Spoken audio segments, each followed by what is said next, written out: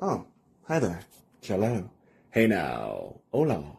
And ba weep grana weep ninny bong. However you want to say it. Welcome to that Kev1 show.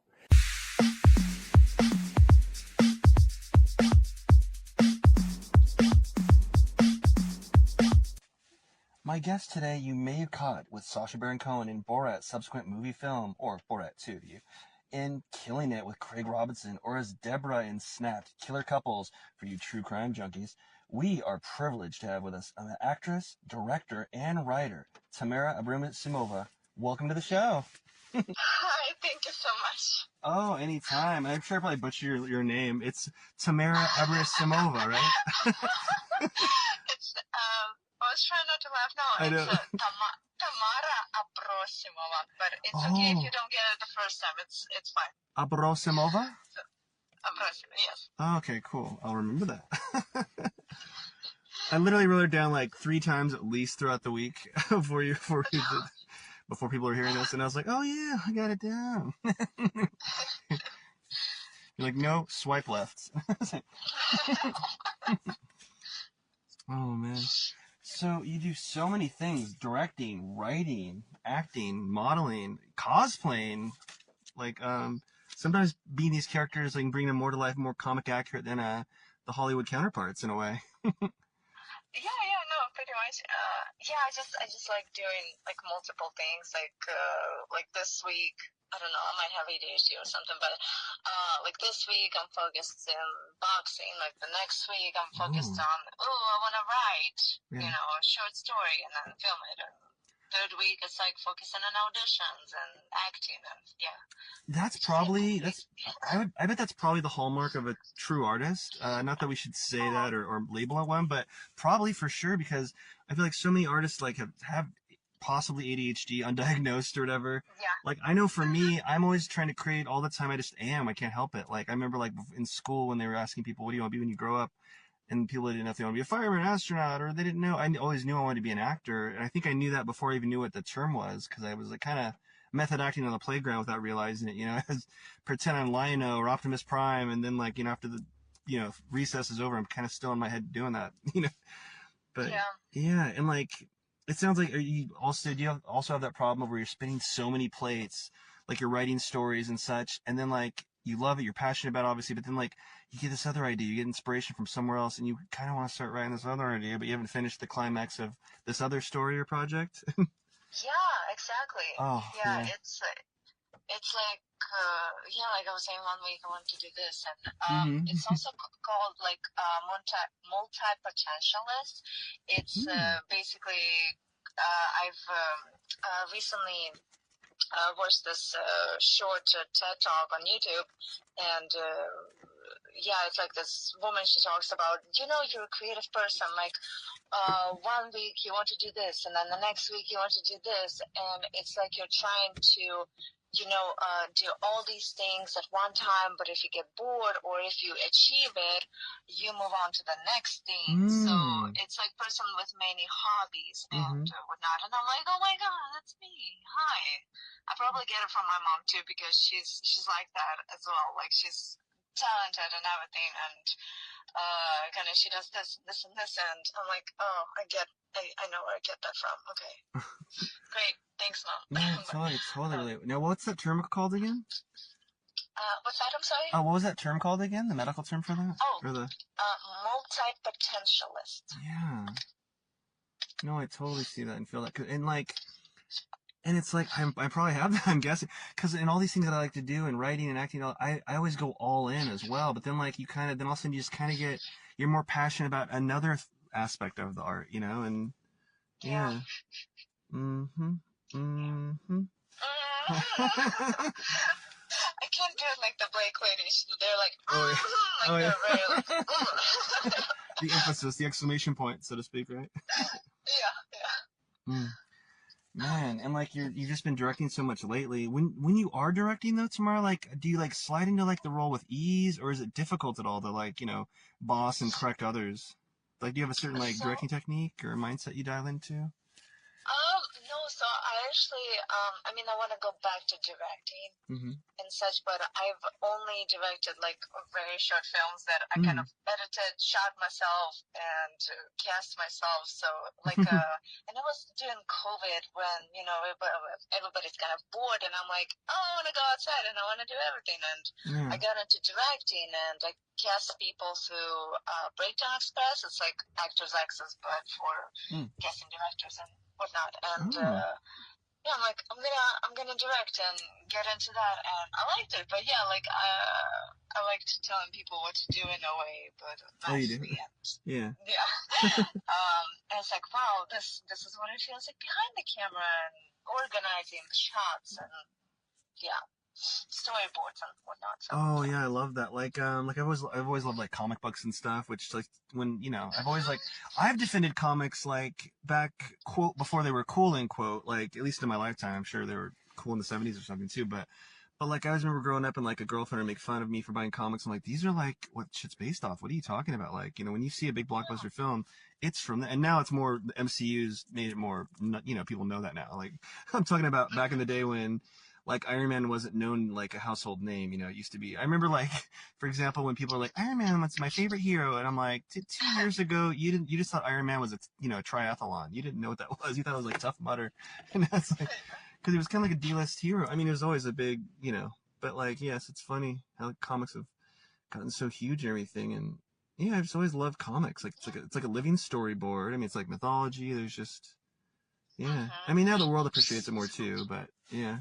Yeah, I mean, I remember I don't remember how, but I got into the comics when I was 12, and I used to read X-Men and The Simpsons, Spider-Man, and yeah, I kind of fell out of it. Like now I'm reading adult books and self-help books and whatnot. And, but yeah, I don't know. I like the drawings, and it's so much work that artists put into the comic books and the writers, and you know, marketing, and yeah. Yeah, I remember getting like a favorite comic artist, like, you know, when I was reading them more, like, and like, you know, I just would imagine how they would draw their stuff, and yeah.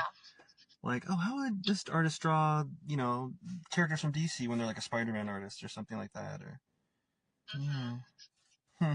Do you have a comic character you like relate to the most? Like I remember growing up, like Spider-Man kind of taught me how to read, and you know, girlfriends used to call me Nightwing, like in high school, because I was reading that all the time and stuff. And do you have any like that really speak to your soul, or that you just like for different reasons? Ooh, I mean, I really liked Jean Grey from X-Men, and she was like so powerful, but at the same time, she was really smart and gorgeous, and you know, stood her ground and whatnot. And I liked Spider-Man, but yeah, like I used to like heroes when I was a kid, and now I can relate to the villains. I'm like, I could see right there that way. Yeah. Yeah. I remember, yeah, and there's the anti-hero is like really huge right now. Like, I mean, Deadpool started as like a villain, right? And then he's kind of an anti-hero, and now he's just kind of like pretty much just a good guy, essentially. But yeah, it's like, yeah, like villains, they were the good guys until something happened, and they're like, I have to get my revenge and whatnot. And, yeah, I mean, it's like in drama when you play the villain, you're not in your mind, you're not a villain. You're doing things for a reason, for the most noble of reasons, you know. I remember when I was a little kid, like when I was first learning to read, like I don't know, so I don't know whatever age that is, 9 or 8 or 7, I don't know, you know, but when you're reading, like, you know, really well, and I was reading a Spider-Man book, and like it was the first time I read one where it was from the POV of like a villain, and it was in like a Spider-Man. It was like the Beetle was it was from his POV, and he was like down on his luck, and the reasons he was doing, I was like, oh my god, and, like, you know, blew my mind, and I was like, I told my dad, like, this is like the greatest book I've ever read. He like read it, you know, and he's like, it's all right. I'm like, but it's just like, no, you don't get it. But yeah. And then we got like the Joker and everything in theaters, and yeah.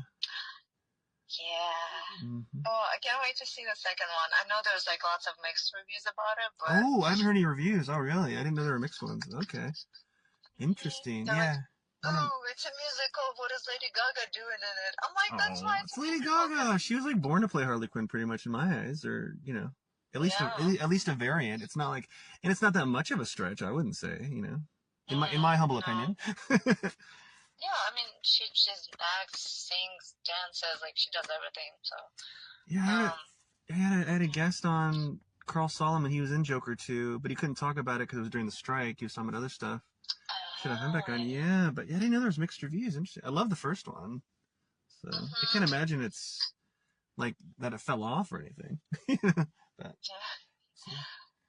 Not to get too reviewy of other people's work, but I'm sure you saw Wolverine and Deadpool, being a comic fan, right? Yes, I did. I was so mad at people keep like spoiling it on social media. Oh my god, yeah. Did you get totally spoiled, or was it after you saw it, or did you actually get spoiled? That was before I saw it, and I'm like, I'm bored. I'm gonna go see it, and I saw it, and I'm like, oh my god, Blade! Oh wait, I already knew that because somebody posted it on Instagram, and I'm like, oh, yeah, but yeah, it's okay. Yeah. Like I saw it opening weekend. I think the only kind of quote spoilers and quote I had were kind of revealed. Almost. What did I know? Blade was a surprise. Gambit was a great surprise. I think it was spoiled that it was Blake Lively that was Lady Deadpool, but I don't think there's any major spoilers that I got. Not major. But yeah. So good though. I'm glad you enjoyed it still though, right? So. Oh yeah, it was so good. I was not expecting it to be that good because I'm not a huge fan of Deadpool movies. I mean, I like the first one. The second one was kind of like for me. I mean, I like his character, but it's just not. I don't know. MCU is too. I don't know. It's too much of it right now. I feel like. Yeah, people are overdosing a little, and I'm not like as like what's next? You know what I mean? But yeah. Yeah. But yeah, so Lady Deadpool, so it wasn't Blake Lively, it was her voice, but the stunt double was used. Okay. Yeah, but it was so pretty cool that they used her voice. Yeah, and Channing Tatum finally getting to play Gambit when he had that long gestating Gambit project Good for him. Yeah, right? If you had a dream character you could play, maybe it's Jean Grey, you might have revealed it already, but what comic character would you want to play the most? Like, if you could just literally cash in a chip, or you got a magic ticket, and it's like, or it gets you like 3 auditions magically instantly, or something like that, you know what I mean? To you, seriously. Is there a character like, gosh darn it, I really want to play this the most, you know? I feel like,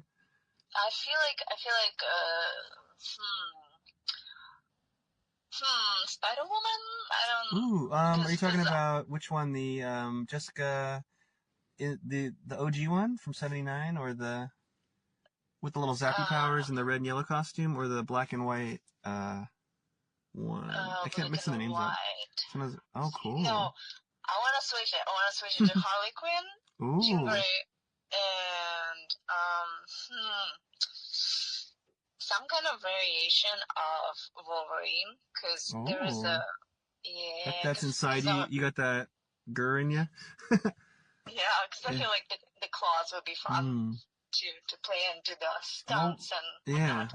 I would love to play Wolverine. I'm Italian and Scottish, so I don't know which side has me so hairy. And I get the cowlicks on the side naturally, so people were calling me Wolverine growing up and on sets. And so, can you give me your best Wolverine impression, or your voice you'd use, or not? I did voice. I do voiceovers, but I can't.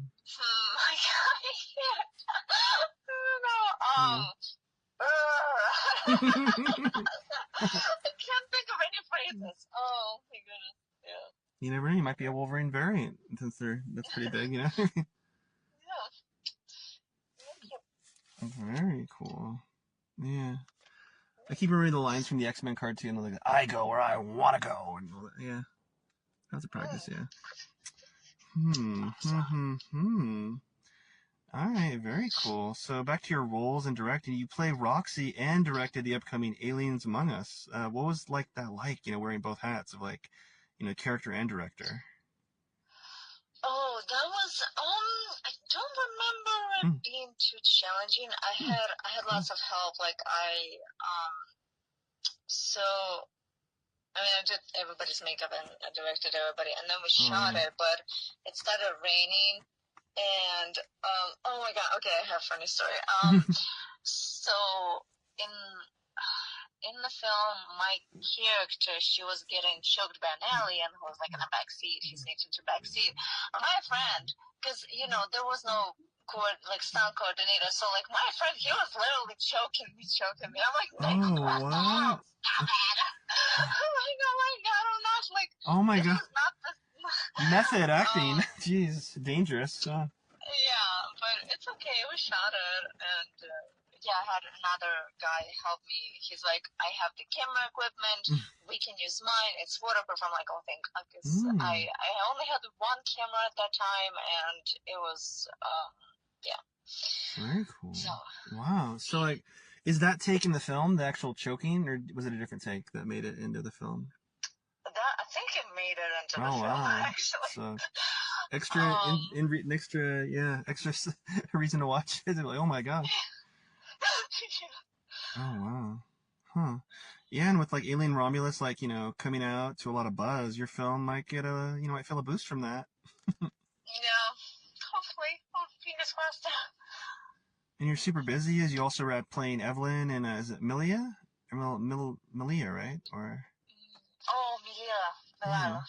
And you're working on the Hunting Wives for television. Like, what can you tell us about those without spoilers or getting in trouble with NDAs? I did sign an NDA, but my part is very sexy, and I enjoyed it. And everybody on the cast was super nice, and I think it's gonna be a great show because I've met the writer. She wrote the book on which the TV show is.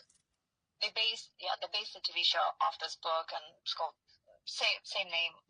Hunting Wives, right? Very cool. Hunting Wives. And it's gonna be a really great show, and I can't wait until it comes out. Not because I'm in it, but because You're both, yeah. I've seen the costume.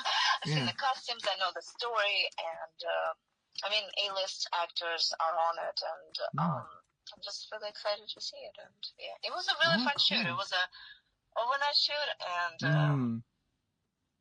it was fun. I can't say because I signed NDA. Oh contract. I have a similar thing going on currently at this very moment with I had an overnight shoot with I think it's Charlie Hunnam was in it. It's this project they're filming in town. And it was like a 16-hour overnight shoot, so what do you call it? 2 days if it's after midnight? I don't know. But they say lunch and it's at midnight, but yeah, it's always cool when the big budget things are nice with good people and they're friendly and the stars are nice. You're like, all right, personable and yeah. Very cool. And I had to sign NDA for that too, so I'm like, ooh. So yeah, I know I could say as much as I've said.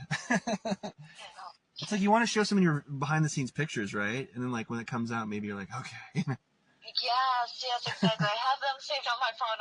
I'm itching to get them on Instagram and right. Drive carefully. You have something to live for. Don't road rage when someone cuts you off. You're like, okay, my thing's coming out soon. Yep. That's so cool.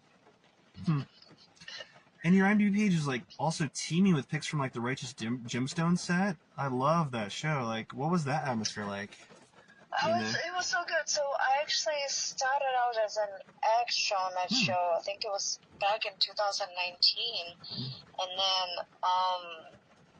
then I got kind of promoted to stand-in, basically stand on the place of actors while the light crew adjusts the lights and camera crew adjusts the lenses, focus, and while actors go relax and chill and eat and whatnot. And so stand-in gig was really fun. And then I almost got to audition for it because my agent, he was like, okay, so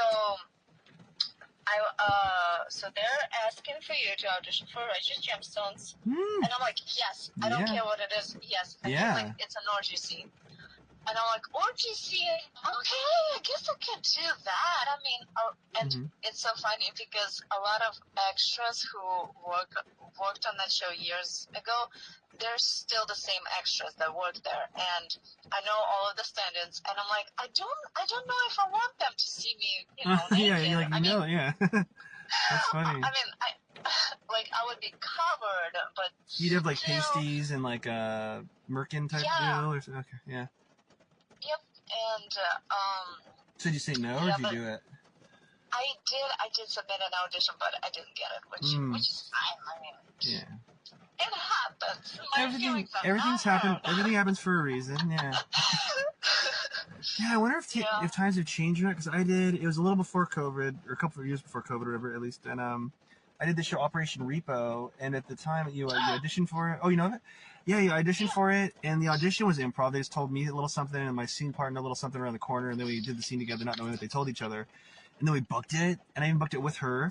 And so, and it was just like, oh, your car's getting repoed, type thing. And like, so then the day of, like, they call me, and they're like, oh, you booked it, and this Tuesday or whatever. I believe it was a Tuesday.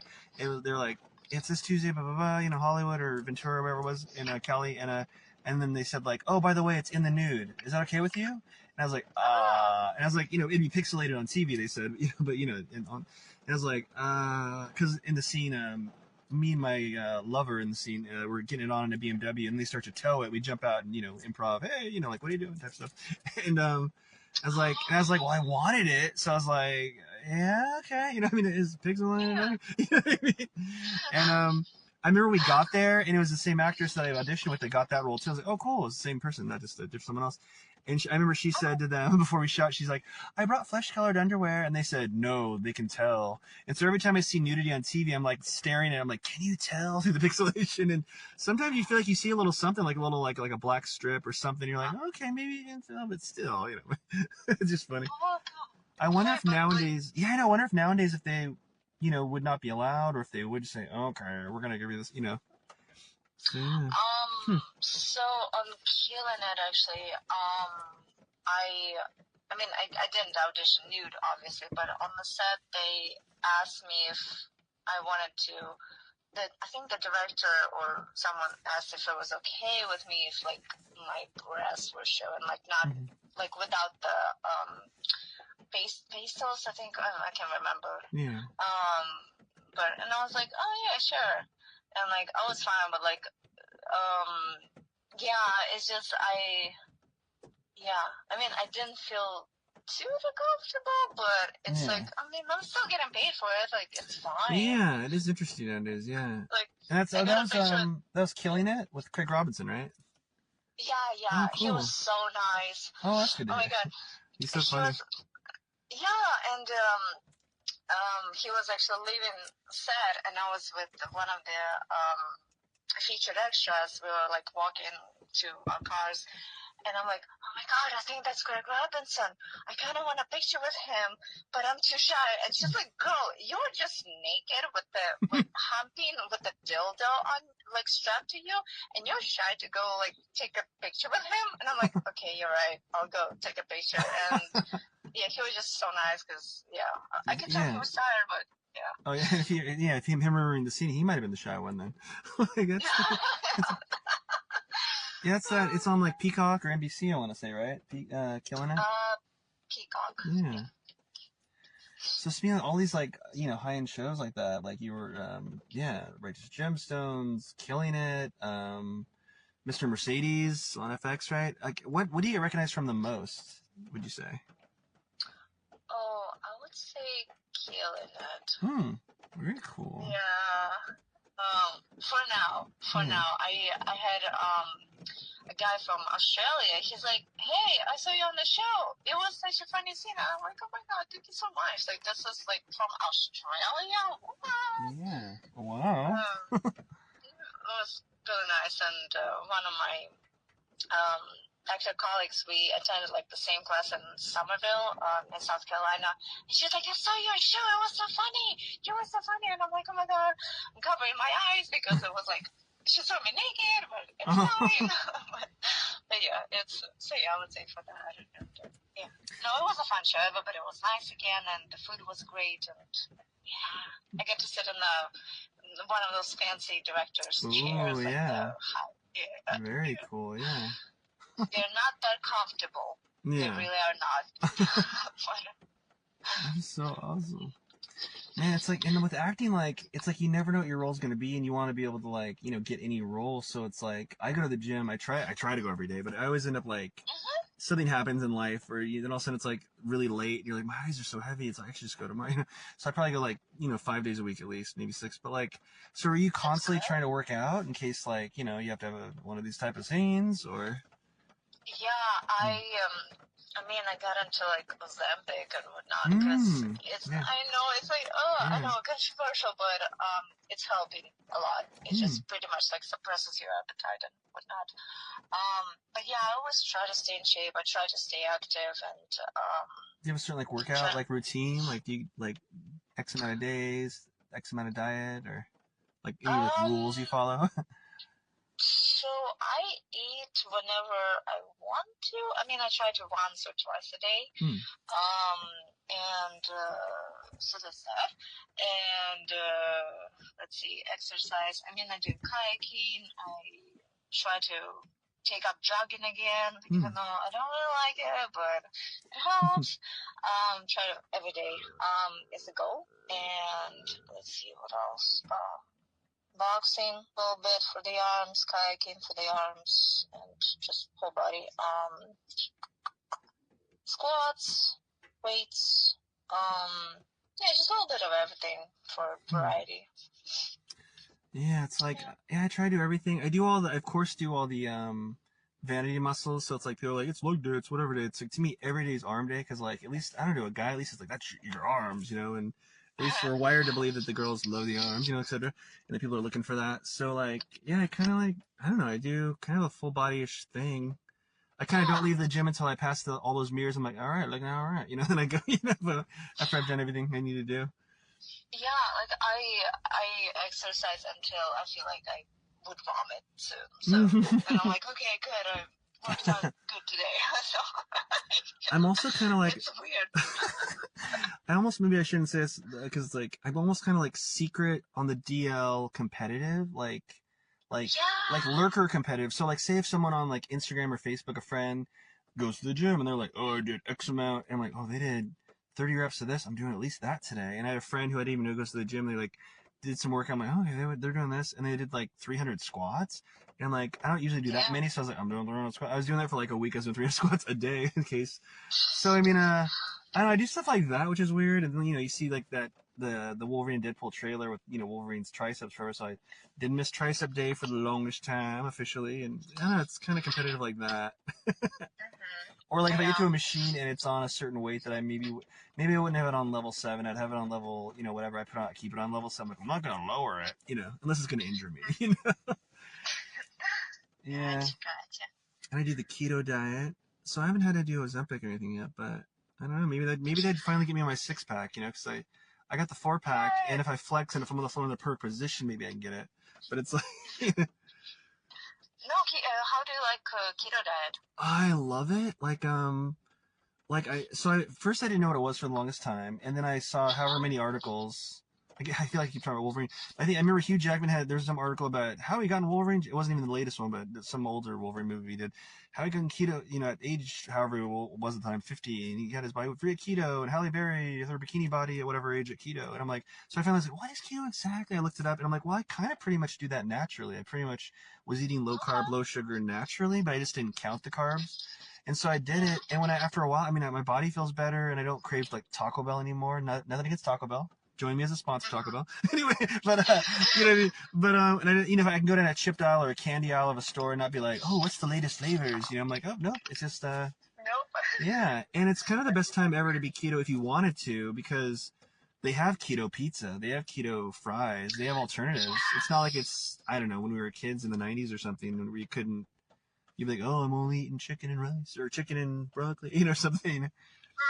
So it works for Yeah, me. I mean, that's and good. I like it. It feels good. So you feel, I don't know, I feel more, I think I'm keto for life. Nice.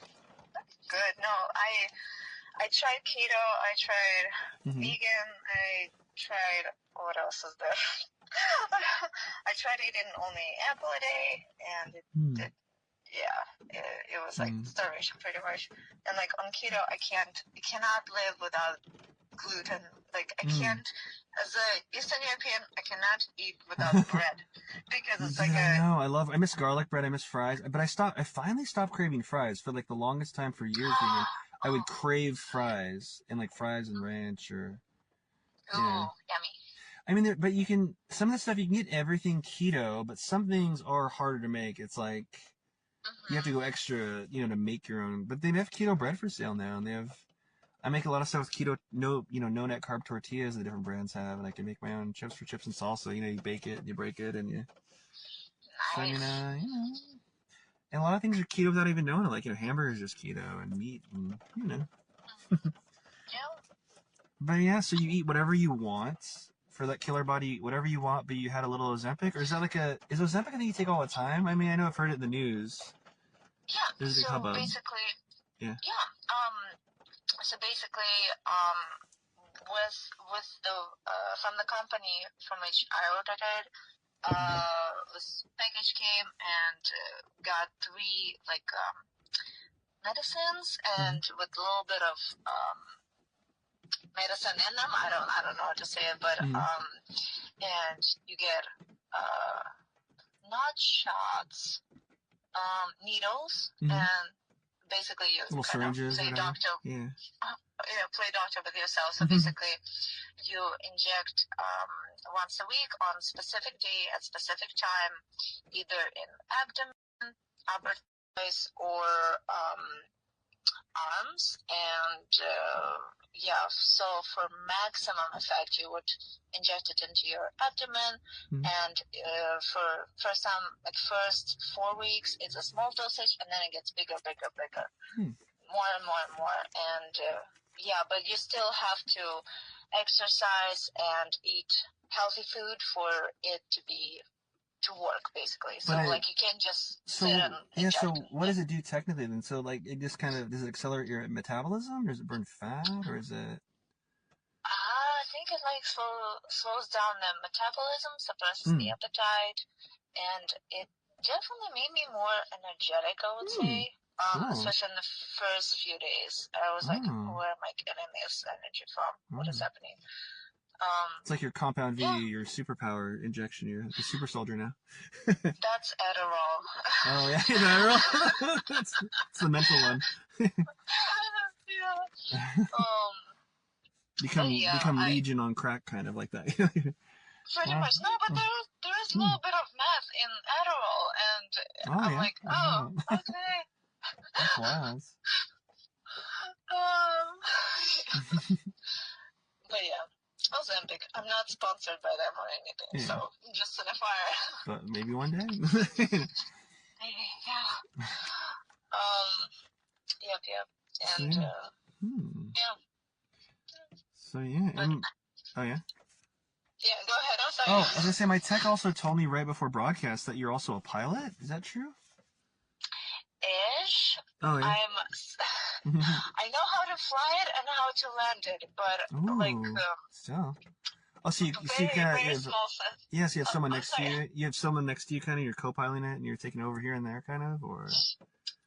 So I used to take classes at the Savannah Aviation Company, and they have really great staff, and it's not cheap, and but I remember just taking classes. Basically, I'm in the pilot seat, and I have my instructor next to me, and he has the controls as well on his side, so in case I screw up, he'll be able to fix it. He can override it before you nosedive, and pretty much, yep. Oh my gosh, and we had the, what's it called? I forgot what it was called because it was 2 years ago, but it's like we basically went up, and then the signal would signal like beep, beep, beep, beep, and then we would go down, and I'm like, this feels like a roller coaster, like we're gonna die. And then we had to like pull the thingy, which I forgot the name for it, but to pull up. Oh wow.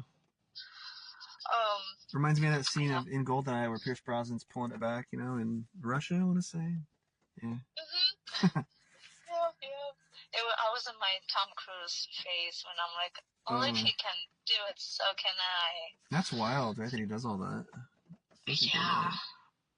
I mean, that's great that he does that. I mean, I wanna do stunts too, and yeah, I'm really kinetic. Like, I mean, I think I was doing parkour as a kid, you know, low level, before I knew what it was called, or maybe before it was named it. You know, I think I heard about it, like, you know, I feel like the name's not that old in a way, but yeah. Oh gosh, I remember back in Ukraine, I think when it was didn't first started, but it kind of became popular, and like all the neighborhood kids, like back when kids used to play outside without cell phones, and speaks how old I really am, but you're just like a vampire, that's all. yeah. Thank you. You're the age you are when you return, so you're like 27 forever. Yes. As wise as a 60-year-old or 50-year-old though. But yeah, and all the neighborhood kids, they used to do parkour, and I was so scared, but then I started doing it bit by bit, and I'm like, this is amazing. Yeah. I feel like I'm going to break some bones, but I won't. Yeah. And it's great. All that adrenaline. Yeah. Become the new Robin, motherfucker. Just jumping over. Yeah. Yeah. Yeah. And you also used to be like lead guitarist in the punk band Breaking Bones. That's wild. Oh yeah, I know. That was like in high school. Yeah, I play guitar since 2009. Yeah, I've been playing at break and playing it again, getting back to playing it and remembering all the songs and melodies I used to play. But I like it. I like to play guitar. Guitar and drums. Oh yeah, they're the classics, right? I remember like beating the table in class and everything with the knuckles and everything, and yeah. I kind of did, yeah. I used to. Oh my gosh, and in middle school back in Ukraine, I used to like have books and just play with like smack them with the pencils and pens, and my teacher was like, what are you doing? I'm like, I'm not nothing, just playing. Yeah. You're like, I'm full of soul, boomer. Let me be, or something. Yeah. Don't let the man keep you down. I mean, like, I don't play like instruments, but I like, I appreciate the rhythm of like, it's like in all life, I mean, I sing poorly, and I was dancing or shimmying when like, I'm in line or somewhere on set between takes. Like, do you take that musical experience from like, Breaking Bones with you in everything you do? Do you think like you've evolved from that, or that it's, yeah? Yeah, I mean, I definitely evolved from that. I mean, being in a band taught me a lot. I mean, not just like being in a team, but also being a team player, but also as a musician. Yeah, I learned some things, and but I'm gonna do this by myself now and focus more on writing songs myself and recording them, and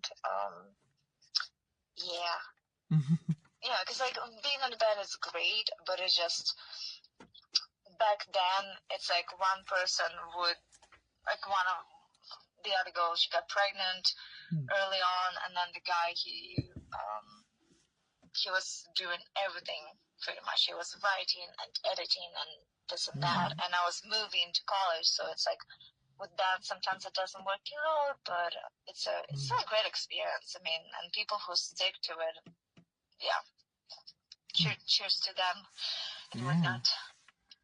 Oh, like Green Day, like been oh yeah, forever together for as long as I've been alive, which See, that means you're young. Yeah. I'm on other many bands, but yeah.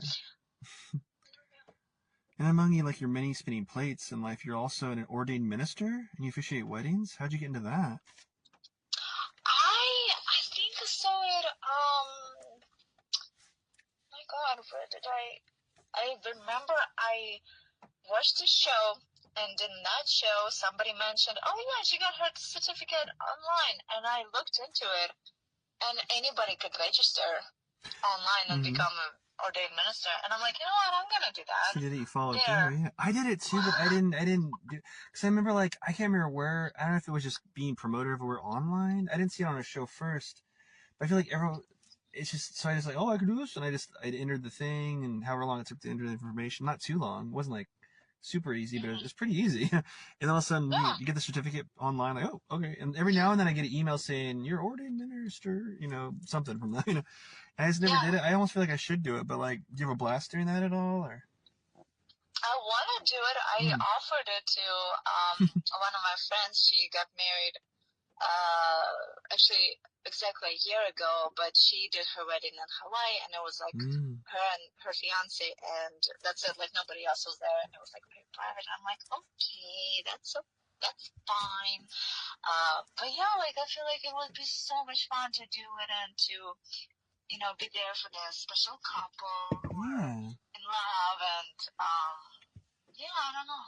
I like to see happy people, happy couples. I mean, sometimes I like it, but sometimes I don't like it because I'm single and I'm kind of waiting for that special someone. Well, you could live through it. You could you know, cathartically, or maybe that scratched the itch ever so much to you know, like you know, like the person knocking on the window. Can you give me a little bit more of that love feeling? Yeah, no, exactly. But yeah, and I just love the weddings. I don't know. I'm always the one to catch the bouquet. Well, the one who tries to anyway. So yeah.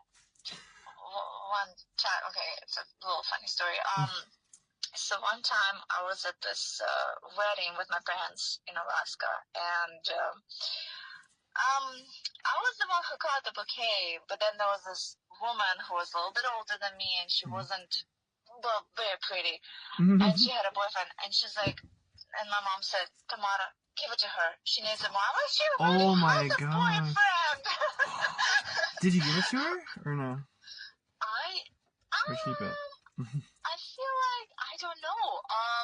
I feel like, yeah, they probably did get married because in Alaska, they don't really have a lot of choice because all the men are working at the oil slopes. Well, most of the men.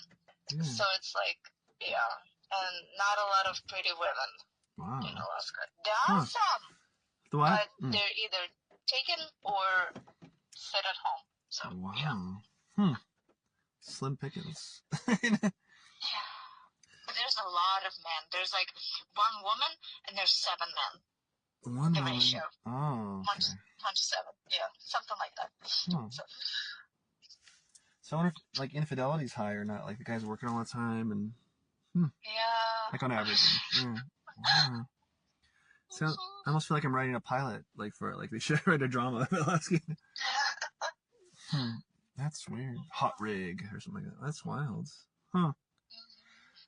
I feel like if I officiated weddings, I might like almost get, I don't know about addicted to it, but I don't know, it'd be kind of funny. Like almost like theater, you know, I might be almost doing like different priest characters or something like, on accident or something. Could be a good side hustle. No, that's true. You get paid and you get free room, free food, and Man, and you've also like traveled the globe. You've been everywhere, like seen in Iceland, Florida, the Ukraine, like you said, all around. Even my home state of Oregon. Is there anywhere you haven't been yet? And is there any like dream location you want to film at? So I haven't been. I mean, I've been pretty much all over the United States, but I haven't been to a lot of countries. So like I want to go. Well, dream locations would be Greece, Japan. Definitely all of Europe. Australia is on my list. New Zealand. Let's see, Thailand.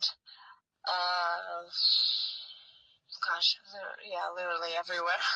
except Iran, Iraq, North Korea. The war zones. And Oh, so many horror. I've heard so many horror stories about people like just getting in trouble, and some people get in trouble for stupid things like stealing signs or whatever. But hardcore, you know, punishments. But like, oof. Yeah. I'm like, I don't feel like I want to go there anymore because I've watched all those YouTube videos about North Korea, for example. Man. Yeah. And what was that movie with Claire Danes, like, years ago? I remember seeing with, like, a girlfriend, like, Broken Down Palace, like, where she gets framed for drugs in her backpack, and I can't remember where that was. It was somewhere foreign to them. Oh, I But don't think I've seen it was one of those situations though where like, you know, you get in trouble and then they're in jail and yeah. Oh.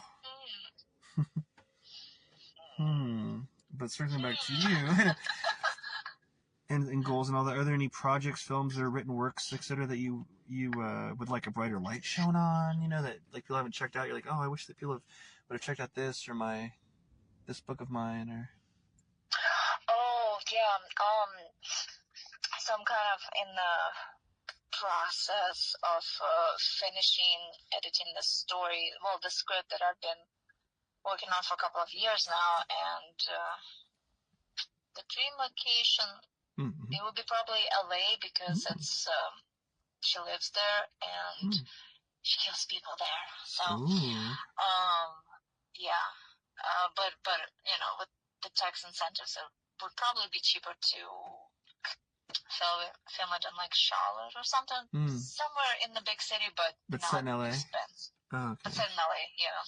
So you could film it in Georgia or wherever, and then and then fly to LA to celebrate, maybe, and shoot some exteriors and just have a good time, you know. Probably, yeah. Yeah. Pretty much. Or use public domain exteriors, whatever. But yeah. Yeah. It's always funny to me, like, but yeah, they do that for logistics like that. But it's always funny to me when like someone films something set in LA and not in LA, because I'm like, because it seems like, you know, it's like that's Hollywood. That's like, you know, there's so many camera things there. It just seems so funny. You know? It makes more sense when like something's filmed in LA, but they're cheating and they're acting like it's Oregon or, you know, somewhere else. You're like, I get that, but yeah.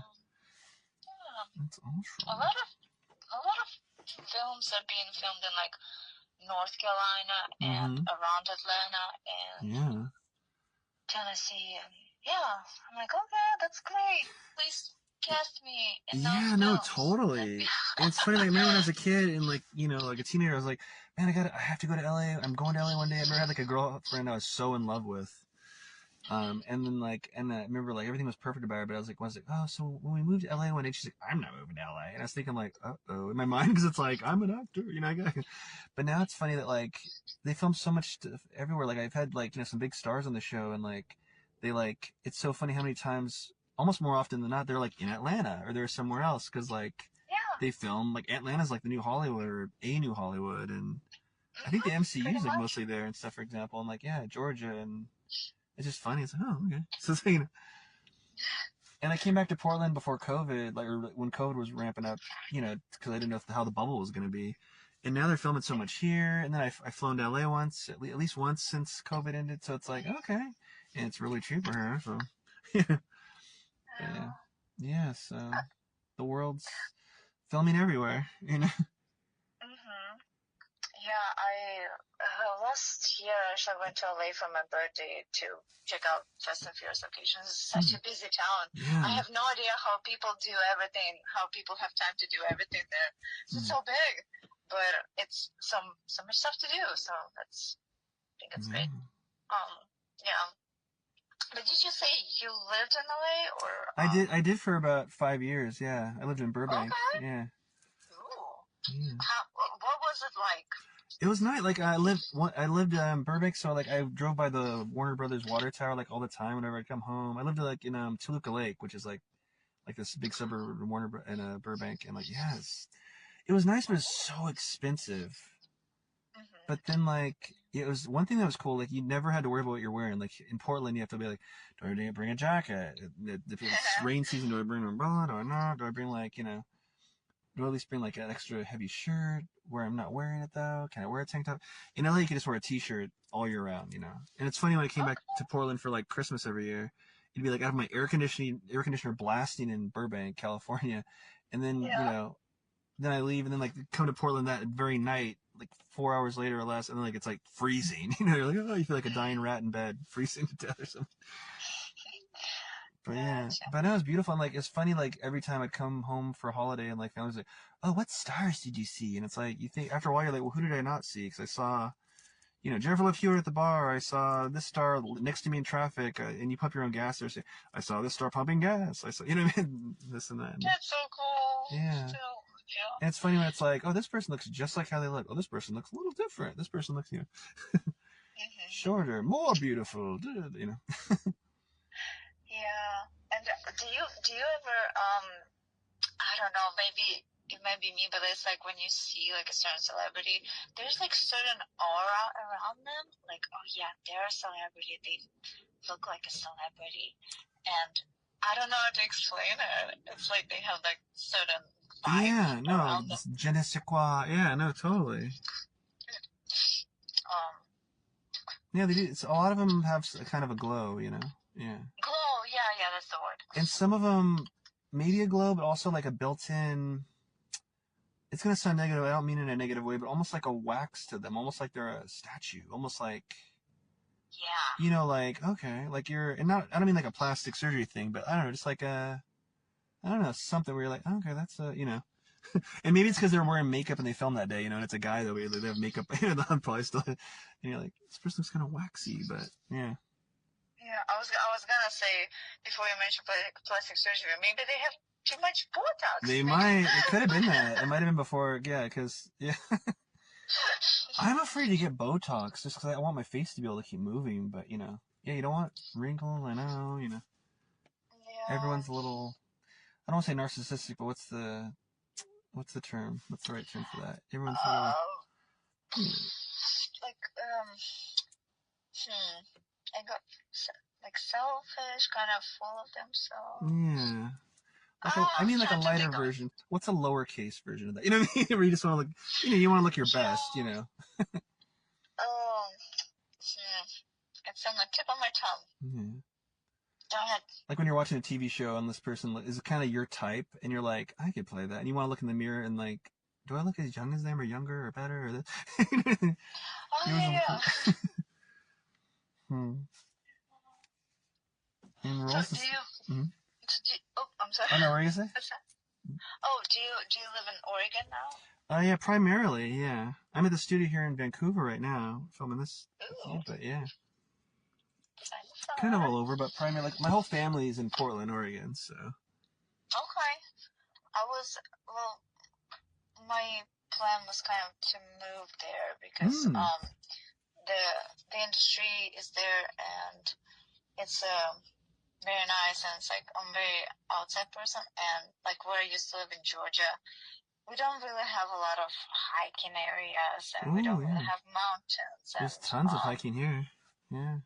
Yeah, definitely. And I just visited it a couple of years ago, and I absolutely loved it. It's like the ocean is there, mountains is here. It's few hours away from Seattle, and there's Canada right there, and California is down there, and it's like good spot. But yeah. I would just say, like, if you are gonna move here, if you're really gonna move here for sure, like, check out the areas nowadays, just because, like, as of late, like, I know the crime's way up in certain areas, like you're definitely locking your car and putting a club on it, something like that, and especially depending on where you are. But so just like anywhere you're gonna be like permanently, like as a resident, I'd say double check, Yeah. Because some places are super safe still, and some places are not, so. Yeah, I mean, just like everywhere, every big town. Yeah, but it's still funny because it's like there's more people than ever before. It seems like there's like rush hours like all the time, like once people are awake. I mean, you could dodge it like late at night and stuff, but like there's still moments where you go to a venue, you go to a concert or something, then you go outside and you're like, oh, there's parking literally across the street, which is so great. Like, because remember living in LA, there's like no parking, it's pay to park even at a hospital and stuff. So it's like there's more of that than ever before, but there's still less of it. Still, Portlandy in that way, where it's like, oh, sometimes you go park across the street to go to a huge concert. Like, that's crazy. Yeah. We definitely got to collaborate if you come to Portland, or if we're in the same spot. Yeah. And what are you? Speaking of which, in a weird way, what are you most excited about for in the near future? I am excited about traveling and doing more open mics, because I started getting into comedy very recently, and writing jokes and doing open mics and getting more experience with that. And comedy or comedy. Ooh, very cool. I like to make people laugh. It's like, I don't know.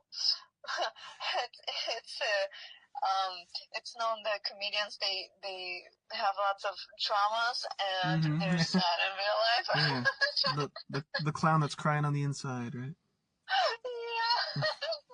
I guess it's true. I don't know. I mean, I'm not sad, but trauma. It could be therapy. So do they butcher your name when they see? Let me see, Tamara Abrosimova, right? Or yeah. Okay. Dude, I think I made the O and A on my cards, my little flashcard that I was carrying around for a couple of days. Every now and then I looked at it. I was literally training to remember your name wrong for some reason. Oh. It's okay. You are forgiven. Yeah. Yeah, but yeah, more open mix and more writing, more traveling, more photography because I love taking photographs and I need to make money off of that, and probably more volunteering because I like to volunteer, especially like when it's working with animals. It's like yes, I get to I get to take care of you, but I don't get to take care of you all the time. Animals are just so pure, you know what I mean? It's like, yeah. My parents recently got so they got their first dog, I think it was last year, and then they got a new dog this year, and I'm like, okay, well, you guys are like a farm shelter here because you got 2 dogs, you got 2 cats, there's chickens, there's quails. What's next? A llama? Please get a llama because that would be cool. You could like get the kids to come here and you can charge for them like a petting zoo. And my mom's like, oh, I don't know about that. I'm like, okay, well, I'm just trying to help you out. Make more money. You know? Animals. I love them. Yeah, there you go.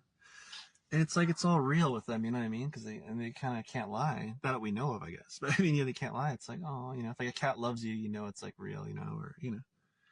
Yeah, I think one of my cats is like a serial killer because he tries to kill me every morning. Gosh, yeah.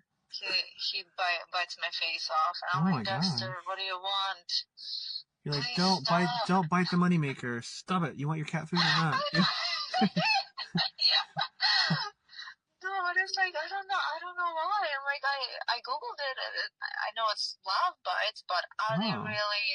I don't know. He bites me really hard. Sometimes I bite him back. Oh my god. You know how it feels. Where do you bite him? On the scruff of the neck or the side of the face?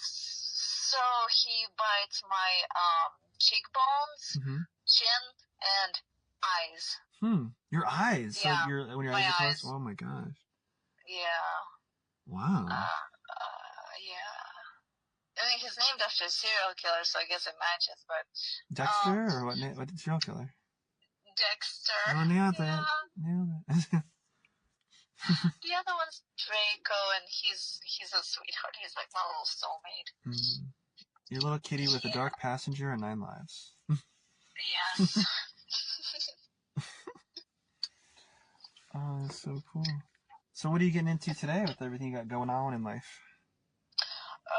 I'm going to watch, there's these series, on YouTube, Everything Wrong With, and there's like this guy, he voiceovers like I'm gonna watch Everything Wrong with Mortal Kombat Annihilation, and he does a lot of like films and movies, and I don't know if he does the TV shows. Yeah, I'll check it out. Oh, and that's the second of Mortal Kombat, right? The movie, right?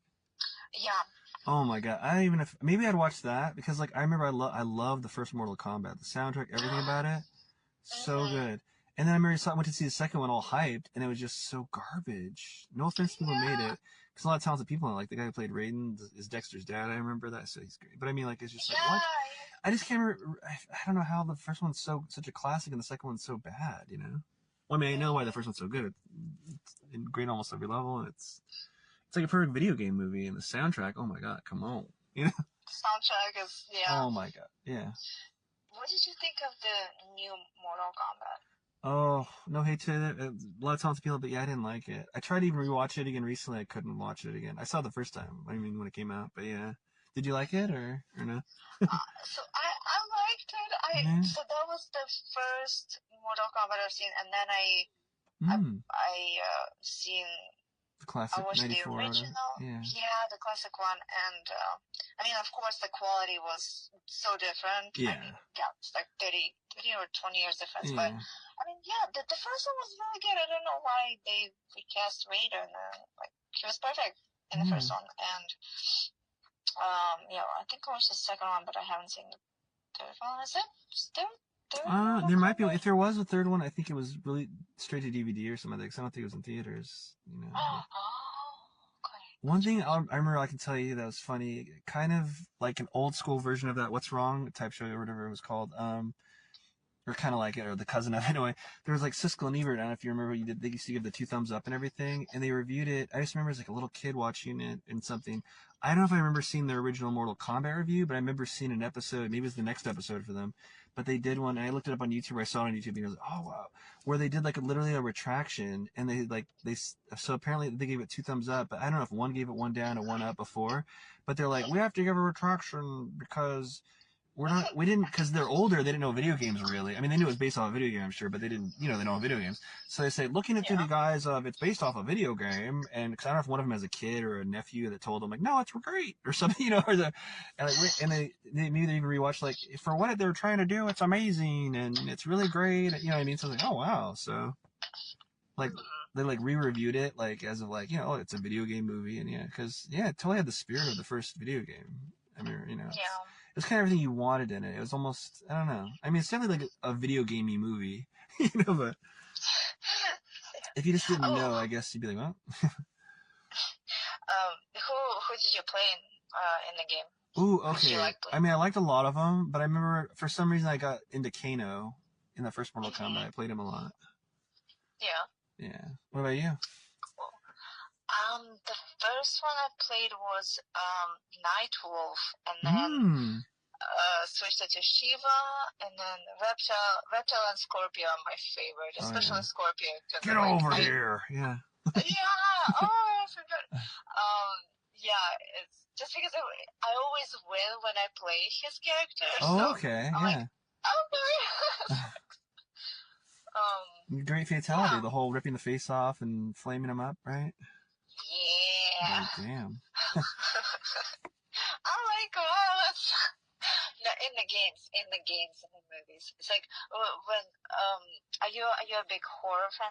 Yeah, pretty big. Yeah.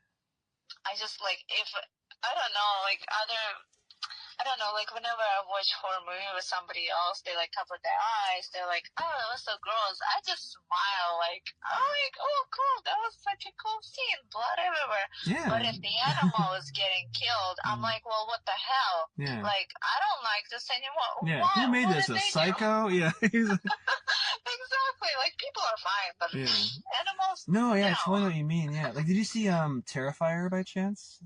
I haven't, but it's on my list. Oh, okay, I won't spoil it. There's like a really gruesome in the first one, like with a human. Okay. I recommend it. Yeah, and I should rewatch the second one. The second one was really good too, but they kind of, I won't spoil it, but they kind of go in a weird direction at some point. But they go all in on that other direction they go. Like, yeah. And I know they're making a third one, or maybe the third one's out. I know it's very successful. They're making money hand over fist. And one thing I like about it, and you might like, is the first one's definitely very independent. The second one, they obviously had more money, you could tell with the effects, but it's well made. It's made with love. It's like a real love of horror, and like it blew up. So I love that success story when like it's a very independent thing, You can tell they're making it, and like, cause you've done a lot of the 40-hour film festivals and stuff, and shorts, and Yeah, okay. Oh, I'll have to watch it. Yeah. So well, Tamara, we've probably taken enough of your time today. Thanks so much for lighting up our 40th episode as only you could. Oh, thank you for having me. This was so much fun. Oh, for sure, anytime. And I can't wait to, hopefully work with you sooner than later. And as as your favorite Harley Quinn would say, have a happy. Remember? All right. Well, we'll see you in the future for sure. And I'm guessing, I'm for sure saying, I'm manifesting it for you with an Emmy Award in tow, I'm sure. Yeah. Aw. I'll talk to you soon. Night. Okay, good night. And that was the Triple Threat artist Tamara Abrosimova, I hope I said that right again. Catch her soon in the upcoming Melina, The Affair with Mr. Poe, directed by her as well, and beyond.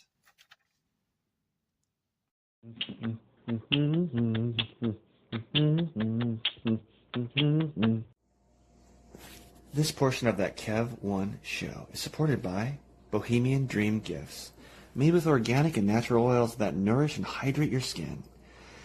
Man, I don't know if it's the weather outside or the gym that was killing my skin, because my right elbow on the, it itched like the Dickens, like I was becoming like the lizard from Marvel Comics. I think it's that machine where you put your elbow in and do the lifts, for the bicep. But I was itching my skin like crazy during, well, I won't say who because I don't want them associated with rough skin, with one of our guests here in the near future here. But my right elbow was getting ashy and coming up, getting red and irritated. Anyway, I used some of the promotional cookie dough body oil from Bohemian Dream Gifts that they gave us, and my skin, I'm not kidding, came back. I can vouch for that one. The cookie dough oil body oil, the cookie dough body oil brought my skin back to life like an Evanescence song. I'm not kidding. My skin is smooth and happy again. 100%. You can buy cookie dough oil on Etsy at the Bohemian Dream Gifts shop. Check out their other stuff as well, but that's one that I swear by now. And as soon as my promotional one runs out, I'm going to order some myself. So go to Etsy and visit the Bohemian Dream Gifts shop today. Rep the brand as behind-the-scenes film talk, positive vibes, and discovering what the human condition is all about as nonstop creativity guides us on and on and on with that Kev1 Show merchandise. Now for sale at thatkev1show.etsy.com. That Kev1 Show, spelled of course that, K-E-V, number 1 N, show. Hey, you're a fan. You want to rep it. You know how to spell it. So get it today and glow with us. This episode of that Kev1 Show is dedicated to screen legend Bob Newhart.